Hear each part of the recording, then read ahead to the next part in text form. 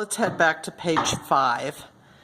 After you find that the triangles are congruent, you're going to start looking for two triangles and deciding if you can prove that they're congruent or not.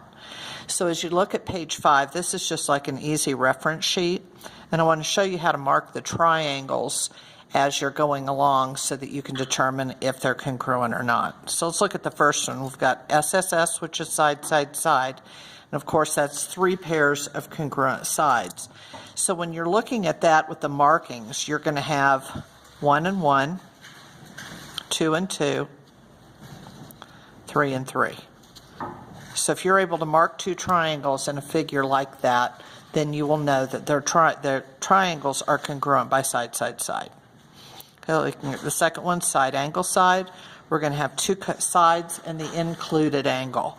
So we have two sides, got a 1 and a 1, a 2 and a 2, and then the included angle. And it's really important that you know what that included angle is and not that it's one of the other ones on the other triangle. Okay, so there's a onesie and a onesie. Side, angle, side. Now one of the things I really like to do when I'm marking these and determining if the triangles are congruent and what the rule is I like to pick one of the triangles and label whether the parts I've marked are sides or angles. So if you look at this first one, I would have gone, that's a side, that's a side, that's a side, side, side, side. On this one, I would say this is a side, and this is an angle, and this is a side. Side, angle, side. Now, some of you might have thought, well, how do you know which way to go when you read it? Like, maybe it's S, S, A. And there's a couple of ways to look at that. First of all, you want to go the shortest way. Okay, going around this way, that's going around the block. So if you go this way, it's the shortest direction. And the other rule is if you start at one part, and you have to skip 2 more parts to get to the next marked one. For example, here's a side, but I'm skipping an angle, I'm skipping a side, and I'm skipping another angle. You can't skip that many. You could skip 1. Okay, so let's move on. Angle, side, angle. We're going to have an angle here, an angle there. We're going to have an angle here and an angle here. And the included side. So that's got to be that side in between. Angle, side, angle. Okay, angle, angle, side. Again, 2 angles. Angle, angle, angle. But this one says, and a side opposite them. I like to look at it as a non-included side. Write that down. Non-included side. And what you do is you just do process of elimination.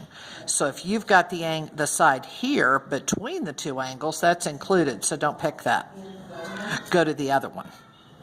Okay? You could have picked this side, or you could have picked this side down below. Okay? All good? One more, hypotenuse leg. Now remember, hypotenuse leg has to be a right triangle. So a right triangle, of course, has a right angle marked in it. The hypotenuse has to be the longest side. So there's your side, or your H. And then L is a leg. And it can be either leg. It can be this one and this one, or it could be this one and this one. It doesn't matter either way.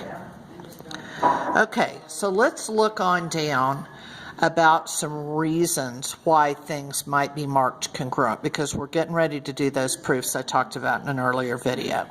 So reasons that sides are congruent might be because it's given. Okay, we talked a little bit about those proofs. Okay, first part's always given. It might be a definition of a midpoint. Now remember, anytime you see that vocab word in there, you're going to say, gosh, I really wish somebody defined that for me. And you're just going to write a little DEF. So that's the definition of midpoint. And a reflexive property is anytime you make something equal or congruent to itself. Okay, and we'll abbreviate that and use that a lot. Now these are all steps that you'll have to know on that SOL, and they don't come to, well, they kind of don't come to you, but then again, sometimes they're click and drags, and so they'll be down at the page, and you can just drag them over. Okay, looking at the next part, reasons that angles are congruent. Again, They might have given to you that they were congruent. They might be vertical angles, because we know vertical angles are always congruent. If you have parallel lines, you might have good old alternate interior angles. You might have alternate exterior angles. You might have corresponding angles. And also watch out for the definition of an angle bisector, because an angle bisector will cut a big angle into two congruent smaller angles.